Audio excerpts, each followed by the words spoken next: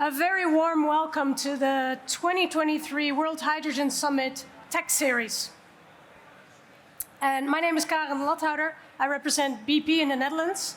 And I want to give you a warm welcome to this session. And born in Rotterdam myself, I'm really happy to be here. I'm very proud as BP to sponsor this event for the second year in a row. And it seems the World Hydrogen Summit has been growing exponentially. I think we've doubled in size. So I really want to start by thanking the guys behind the scenes for making this summit to the success that it is. Thank you very much and congratulations, because this is where we see how important hydrogen is in the Netherlands.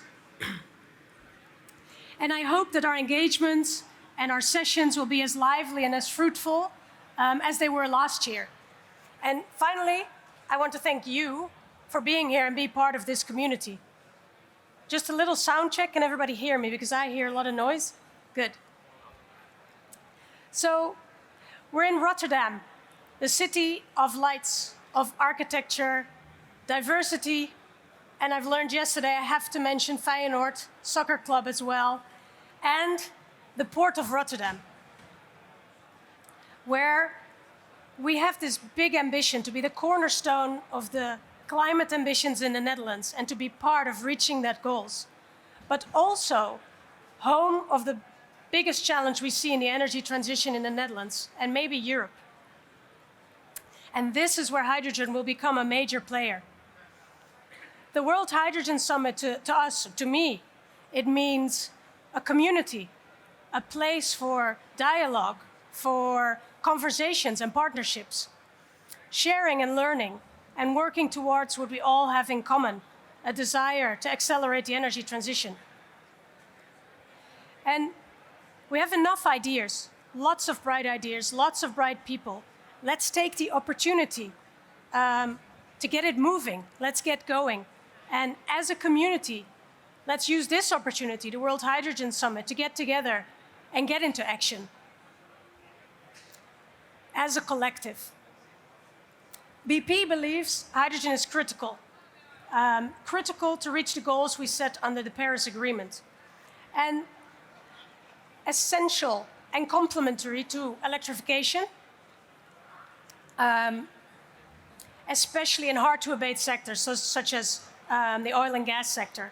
And both green and blue hydrogen, in their own form and shape, can provide different tailor-made solutions and be part of the solution. We want to achieve a 10% market share in core markets, and the Netherlands is one of them. As an avid mountain climber myself, I go to the mountains about once a year, and I see the glaciers literally melting in front of my eyes, and it makes me very concerned. I'm very passionate about this energy transition. We have to act now. We have to do something. So two things need to happen. We need to speed up the energy transition, make sure that we have clean, affordable, available energy at the lowest possible CO2 footprint, and we have to make sure that this happens in an orderly fashion. Because if it's not orderly, demand and supply will get out of balance, and we've seen some of it. And this could lead to price escalation, price peaks, and we'll get into another, or maybe a worse, cost of living crisis. That's not what we want. So, as an integrated oil company, as an IOC, we are, I think, key to solving this energy trilemma. We're part of the problem, as you will. And that's why we've been pushing ourselves and our ambitions continuously over the last years to go faster. And as a couple of examples, we said in 2020, we said we would reduce our scope 1 and 2 by 20%. We've since updated it to 50%. We said we'd invest 5 billion in non-oil and gas by 2030. It's turned into 7 to 9 billion. We said we would reduce our carbon intensity by 50% in 2050. We now say it needs to be 100%. So how do we know that is working? Because we can say all these things, but how do we know it? So in terms of capital spending, in our transition growth engines, non-oil and gas transition growth engine, we went from 3 to 30% in 3 years. That's a big change. And this number is going to be 40% by 2055 and 50% in 2030. So for every euro or dollar we invest, 50% will be, 50 cents of that will be in non-oil and gas projects. So what are we doing then? What can we possibly spend all that money on? To give a few examples, in 2019, our renewable pipeline was about 4 gigawatts in total. I would say it's quite small. Now, it's 37 gigawatts in total. We had 7,000 charging points globally. We have 22,000 now, and we're going to double that by 2025. Another example, we had nothing really in our hydrogen pipeline. And I'm really proud to be here on the World Hydrogen Summit and say our funnel is completely filled with exciting projects, even in the Netherlands. And we had nothing to little in offshore wind, and now we have about 5 gigawatt actually today. So we're investing in the energy system. So we're investing in the energy system, the assets of today, to transform them into the energy system of the future. And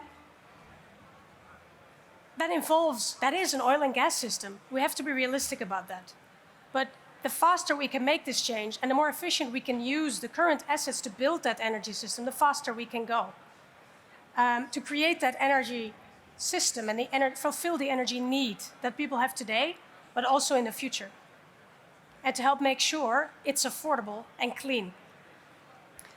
There's no silver bullet for that.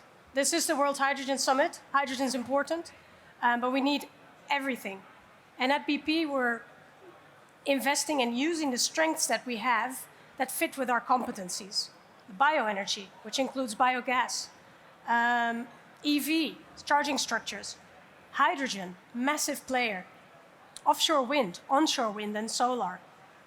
And these are all things that come together in our strategy. And if you look at the strategy we've set out globally from last year, it consists of 3 big parts. There's resilient hydrocarbons, which includes biomolecules, biofuels, decarbonizing our refineries, our existing assets. There's convenience retail that involves our partnership with Albert Heijn. And by the way, every time we upgrade a retail station to Albert Heijn to go, we make sure it's completely energy efficient. Every piece of equipment gets updated to the latest standards. So also there, we're making progress. Our Pulse EV charging points in the Netherlands. And the third one, I think the most important one, is our renewables portfolio. Hydrogen, on and offshore wind, solar. This is really driving the energy transition built on the other 2 pillars where we have a presence, where we have an existing energy system. And the really cool thing about this is that in the Netherlands, we have presence in all these pillars. So we have projects that fit this strategy completely seamlessly. So the Netherlands and our Rotterdam refinery are absolutely strategic for BP to roll out and to push forward our ambitions in the energy transition. And then to show you a little bit of this, for the Netherlands, it all comes together in what we call the integrated energy hub. And you see it here. It's an interconnected system that builds around the assets that we have today. So we no longer think in a refinery and a retail network. We think one big energy system, they're all connected. So we start with green electrons, and we end up with products that our customers want and need, with a flexible and buffered energy system in the middle. And this is what it looks like. The energy system of the future. So some key parts of that are very important to me. And let's start with hydrogen, because hydrogen is absolutely key in this transition. So first of all, supply green hydrogen. You can see it on the, well, you don't see it there. In the left lower bottom, green hydrogen that we can use to supply our refinery, to make sustainable aviation fuels or to run the refinery as it is, but we can also supply it to our customers to power their barges, cars, trucks in the future. Or we can use the green electrons that we produce and send them to the refinery to power an electric boiler, a battery, anything else that can create this flexibility. Or we can send them to our customer to charge their vehicle, to power their home. So I think the key of the integrated energy system is that we are smart about it. In the Netherlands, with the congested grid and the expected peaks and troughs of solar and wind, I think we need to be smart about our energy system and work together to link all these current assets, and especially in the port of Rotterdam, to see how can we make sure we don't waste any of those green electrons or hydrogen molecules, but use each one of them at the right time. Another important part is biofuels, sustainable aviation fuels at our refinery in Rotterdam. With our electrons, we can provide industrial electrification, EV charging hubs, but also low carbon mobility hubs. Hydrogen, for us, is not only green hydrogen to make sure that our products lower their carbon footprint, but also blue hydrogen, I would say renewed blue hydrogen, that we produce from the fuel gases that exist in the refinery based on the process, and we turn those fuel gases, we turn them into blue hydrogen, so that the CO2 emissions of the refinery can decrease drastically over the coming decade.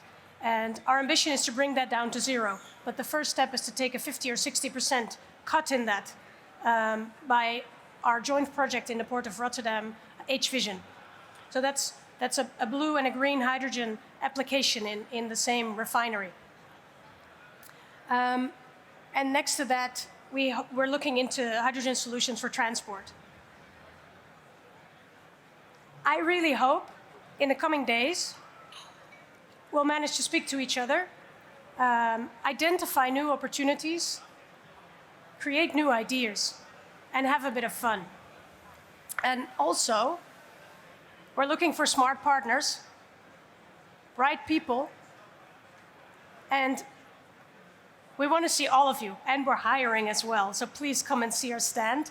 Come and see us, we're here. If you have any questions, if you have any ideas, want to talk to us, challenge us, please do so. Because if we don't have an open dialogue and challenge each other on the ideas we have, we're not going to move forward. We also need to learn to fail fast. So I hope to see you, have a fruitful discussion, and enjoy the tech sessions for the rest of the day. Thank you.